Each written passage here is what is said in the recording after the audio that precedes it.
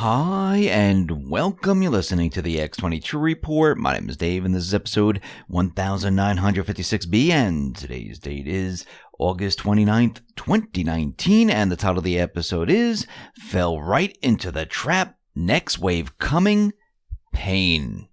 Now, before we get started, I wanted to talk about being prepared. With all the common threats nowadays in America, especially with the major earthquakes happening in California, the future of America and the stability of its power grid are not promised, and either is your safety. One of the best things you can invest in for your protection if the lights go out is a solar power bank. And why not purchase one of the best solar banks on the market, the Patriot Solar Bank? Take advantage now and give you and your family the gift of power anywhere in the world. Please visit patriotsolarbank.com. Use the code X15 to get 15% off. Let's get into the economic collapse, political and geopolitical news. Now, the deep state, they just received the first wave. Remember, this is the opening act. The pain meter will be moving up as more and more information is introduced to the public. We'll be talking about this a little bit later in this report. But first, we are seeing candidates drop out of the presidential race. Kirsten Gillibrand, she has dropped out. But what's very interesting is that she dropped out right after the tweet about Evergreen, which is Hillary Clinton's Secret Service code name. Running the race tweeted out the following: "Can't help but wonder if these two tweets are connected." And we had Kirsten Gillibrand. She tweeted out Evergreen, and she was being interviewed on CNN, and she says, "I think he's absurd, and I don't think he understands what he's saying." And then we have a second tweet that says, "Today I am ending my campaign for president. I am so proud of his team and all we've accomplished, but I think it's important to know how you can best serve to our supporters. Thank you from the bottom of my heart. Now let's go beat Donald Trump and win back the Senate." Now, we need to remember that Kirsten Gillibrand's stepmother was an active member of the cult NXIVM, while Gillibrand's father actually worked for the cult. And that's very interesting in itself. Then we have Mitt Romney. He's now calling himself the Renegade Republican, who also used the name Renegade. Well, that's right. It was Obama. He named himself. He gave Renegade to himself, and that was his Secret Service name. Matt Couch tweeted out the following: "Romney dubs himself the Renegade Republican." Now, let's go back to post 3325. And Q says, "Why would a president of the United States, Hussein," this is all in brackets and bold and caps, "assign Renegade as his United States Secret Service code name? Define renegade. Noun, a person who deserts and betrays an organization, country, or set of principles. Synonyms, traitor, defector, deserter, turncoat, betrayer. Adjective, renegade, having treacherously changed allegiance." And we can see this is exactly what Mitt Romney is doing. He just changed allegiance. And he's fighting against the people. Now, yesterday, we talked about how the mainstream media, how MSNBC put out a fake story with no facts to back up the claim that Trump had taken a loan and it was signed by Russian oligarchs. Nobody has seen the documentation. Nobody verified it. There's only one source, but can't prove anything. But the news went with it. We know that Lawrence O'Donnell apologized, but this was deliberate to continue the Russian story. Trump tweeted out the following: "The totally inaccurate reporting by Lawrence O'Donnell, for which he has been forced by NBC to apologize, is no different than the horrible, corrupt, and fraudulent fake news that I and many millions of great supporters have had to put up with for years. So bad for the USA." Trump's son, Eric, tweeted out the following: "There was a reckless attempt to slander our family and smear our great company. Apologies are not enough when the true intent was solely to damage and cause harm. As a company, we will be taking legal action. This unethical behavior has to stop." Trump tweeted out the following: "There has never been a time in history of our country that the media was so fraudulent, fake, or corrupt. When the age of Trump is looked back on many years from now, I only hope that a big part of my legacy will be the exposing of massive dishonesty in the fake news. Now, what's very interesting is that in a 4chan post, there is an individual who's claiming that they produced this tip to MSNBC. And here is the post. Here to claim my prize. It's easy to send an anonymous tip to a Trump-hating news organization and watch them report it with no fact-checking. I sent the attached email to Lawrence O'Donnell yesterday, and he reported it. I didn't think it would work, but the bait was too juicy. Now he's disgraced and discredited. All NBC email addresses are first.last@nbcuni.com. They are begging for tips, so I sent one. Hi, Ben Collins. Hi, Hillary.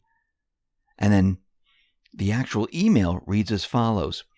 Hello, Lawrence. My husband was the chief loan officer for Deutsche Bank when the massive loans to Mr. Trump were approved. At the time of application, Mr. Trump's finances were assessed to be a maximum level risk according to the internal scoring system. As a result, any loans required a co-signer.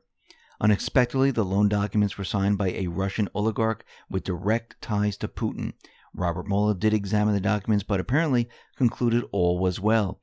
I'd be happy to speak to you to cooperate this. I provided this tip to several outlets, so there may be completion in reporting this and would encourage you to disclose sooner rather than later.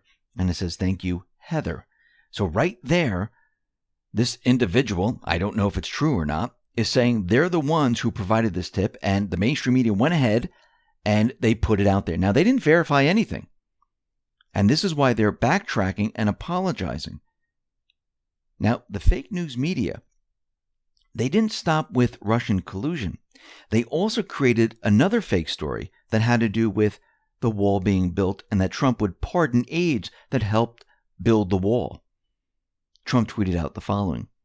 The Amazon, Washington Post, and CNN just did a fake interview on pardon for aides on the wall, and that I didn't think the wall on the southern border was that important to stop illegals wanting to come into our country. Wrong. Vitally important. Will make a big impact. So bad. So what's going on here? Well, the mainstream media was in control of the news. They received stories from the intelligence community. They knew the narrative. They had the inside scoop of what was about to happen. They didn't have to fact check anything. They just believed whatever they received. But all that has changed. CNN, MSNBC, CNBC, New York Times, etc. They're all in the dark. The intelligence agencies that they relied on, they're in the dark. They're flying blind. So what do? They create fake information. They push the 3 R's, Russian collusion, racism, and recession. They are destroying themselves in real time. And the people are realizing now that these news networks, they were not news. They did not practice investigative reporting. They are not non-biased. They are propaganda machines pushing a particular agenda to help the deep state, the central bank. That's it. Let's go back to post 1221. And it reads, how do you get your talking points? How do many DC journalists use and replace burner phones every week? How do you pass the number out? Tweets are very important. Do you feel safe? Q. Post 561. Mainstream media is fake news, propaganda. Talking points, brackets, bold, 4 a.m., private email addresses, paid contractors, Judgment Day, all caps, Q. Post 2682. How do Ds control the narrative? Fake news media push of by design narrative, daily updates, 4 a.m. Fakewood echo of by design narrative. Social media stream promote of by design narrative plus censor block ban of challengers of that narrative. Do they provide evidence to support their conclusions? POTUS Russia narrative, evidence? None. POTUS racist narrative, evidence? None. POTUS, you can play this game all day long. None. What do they count on? How many experiments have been conducted by the CIA, re. mind control? Psych 101. If you hear and see something over and over again by multiple supposedly credible news agencies, elected officials, actors, actresses, documentaries, on TV, movies, internet, social media, foreign press, etc., all pushing the same narrative conclusions, what happens? You believe. Do factless claims become facts in the minds of many? Yes. Do they count on the facts that work on family, stresses of life, etc., that typical person does not have enough time in the day to research topics for themselves and therefore would believe narratives projected in the echo chamber without the need to provide facts or substance other than opinion? Yes. Why do they try so hard to keep you divided by race, gender, class? Notice an increase in this push over the past 2 years? Are you stronger together, united, or divided? If you dare to challenge their narrative, are you cast out, banned by society as a threat, conspiracy theorist, etc.? Are you cast out by members of your own family, divided? Groupthink. They do not want you to think for yourself. A free, thinking, logical person who draws conclusions based on facts are, put simply, a threat to their control, power grip. All they care about is control, i.e. power. With control comes personal gain.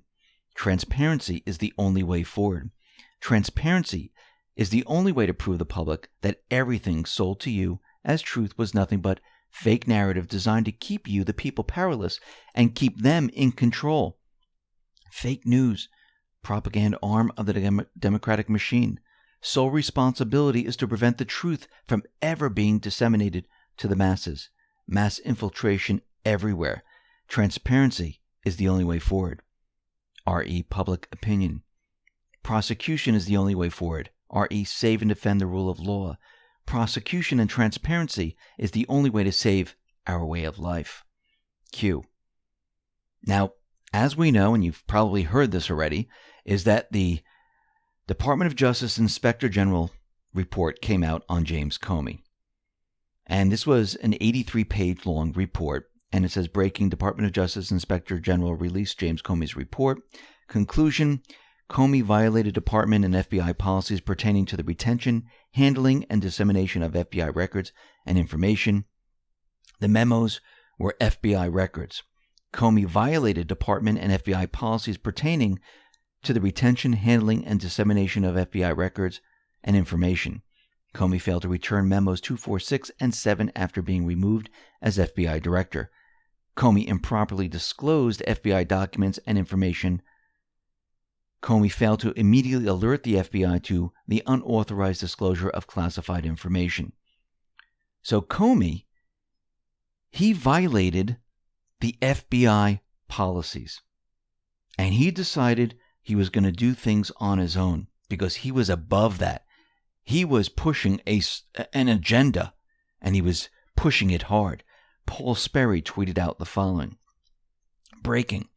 Comey granted his New York Times leaker pal Richmond special classified clearance up to TS-SCI from June 2015 when Trump announced his candidacy to July 2017 after Trump fired Comey, even though Richmond was employed as a college professor and not the FBI. Mark Meadows tweeted out the following. The IG report on Director Comey is out. We conclude that Comey's retention, handling, and dissemination of certain memos violated Department and FBI policies and his FBI employment agreement.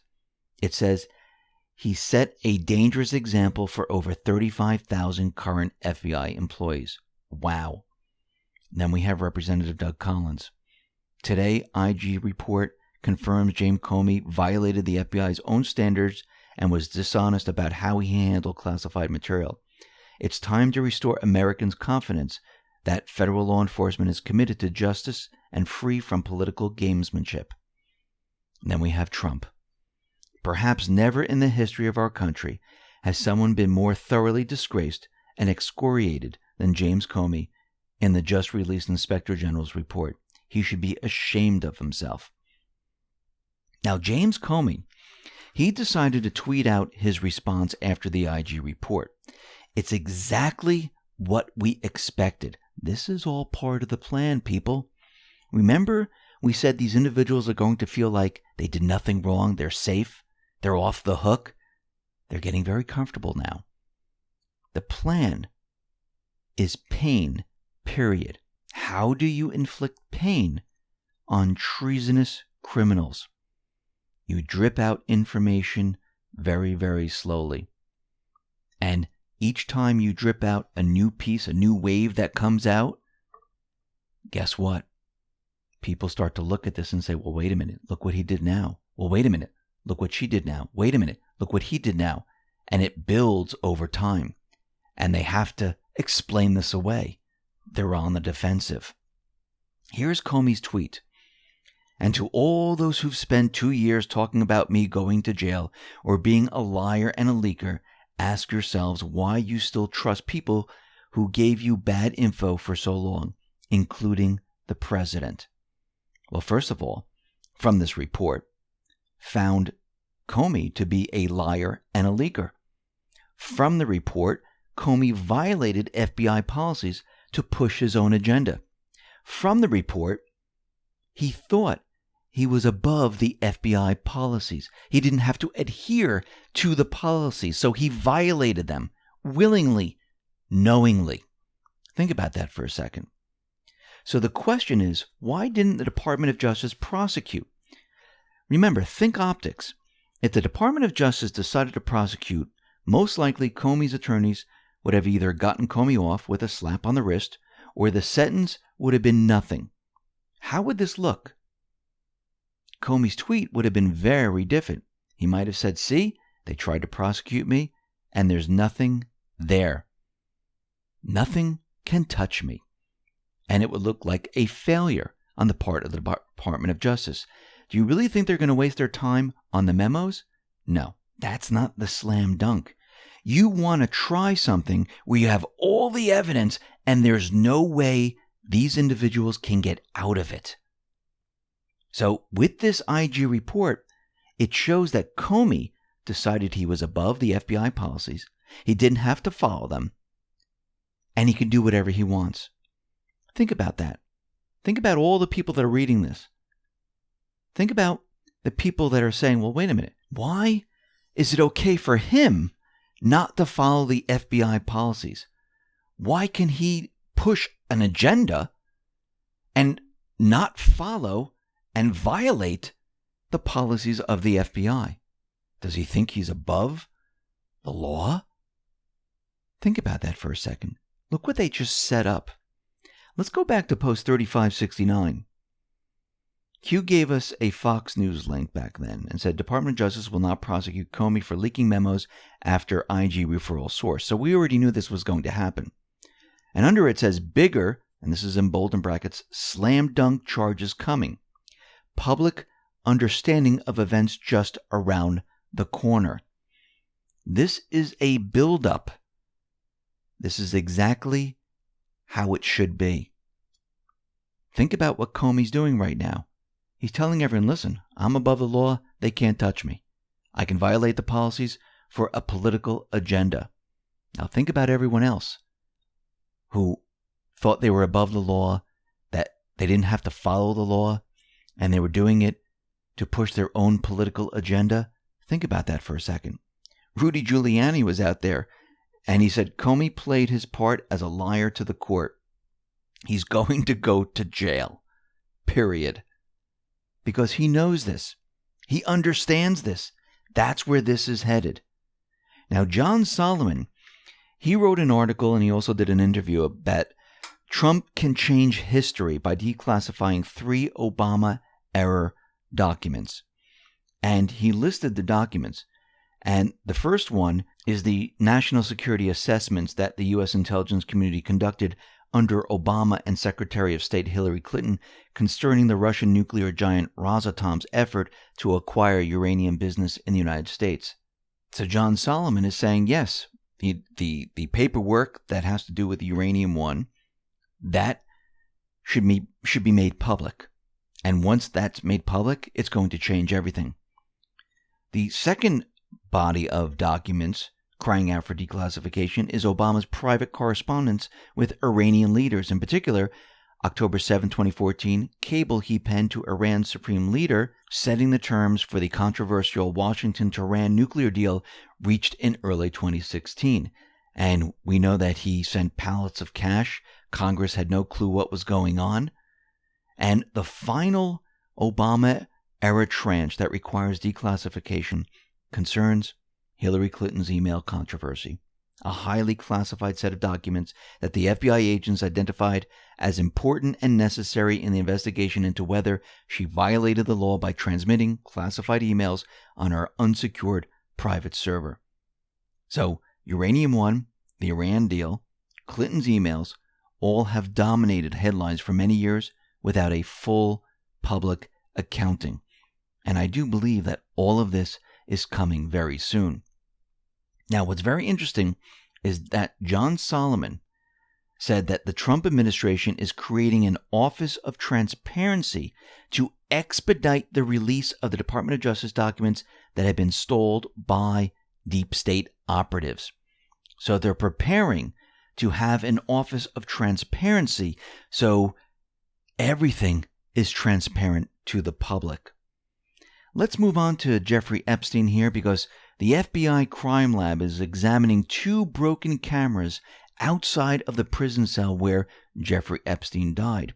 Now, of course, these cameras, they were broken somehow, some way. They're investigating them. They want to know what's on them. Did they record anything? And how did both of them break? It seems that someone was in there breaking these things, setting it up so Jeffrey Epstein could be murdered. And think about it. We've been talking about this for quite a while. With everything that's going on, with the Epstein investigation, and it's not just Epstein, it's everyone surrounding this. And of course, Prince Andrew is continually denying this. And those who are pressing charges, those who are pointing the finger, are saying, no, it was you. There is many people involved in this. This is just beginning. Then we have what's coming out now. The first wave just came out. This was about Comey, how he was above the FBI policies, how he didn't follow policies to pursue his own political agenda. Look how all of this is being set up. Trump and the Patriots, they're going to inflict pain on these individuals. And the perfect storm is forming. It doesn't happen all at once. Investigations take quite a while. But as you can see, more and more information is continually being dripped out. And there's going to be waves of this. And each wave is going to get worse and worse. And guess what? They will feel the pain. There's no way around this. And what else is happening? Trump, the Patriots, they're dismantling the entire deep state operation around the world. Remember, we've been talking about peace. Look at North Korea. Look what's happening with Iran. Iran just made the first move. Believe me, there'll be plenty others. I do believe there's already a backroom deal where they're already discussing a peace deal. Just like North Korea. We have Afghanistan now, where they're ready to sign off on a peace deal. Trump is saying that we're going to be leaving about 8,600 troops in Afghanistan. We're going to be pulling the rest out. Why are we leaving troops in these countries? Because we know the deep state still operates in these countries, and we know they will try something. And most of the troops that are left behind, they're on a hunting mission. They're not there standing there and training. They're actually hunting these people down. That's why they're out there. They're not just going to leave them there and say, okay, let the deep state do whatever they need to do. No, they're going to hunt them down and clean everything up. The deep state, their entire apparatus is now falling apart. Their plan has fallen apart. The Patriots control everything. And they're dripping the information out. We're going to see multiple waves. We're going to see multiple documentation. We're going to see multiple videos and photos all coming out. When the deep state players think, oh, this is it, boom, they're going to get hit with something else. They're on the defensive. They are now the hunted. And think about this. As they're trying to defend themselves, they won't have time to point the finger or try anything else because they'll be too busy explaining all this documentation, these videos, the photographs. This is the show. Enjoy it. Listen, everyone, thanks a lot for listening. Be well, be safe, and especially be prepared. Thanks a lot.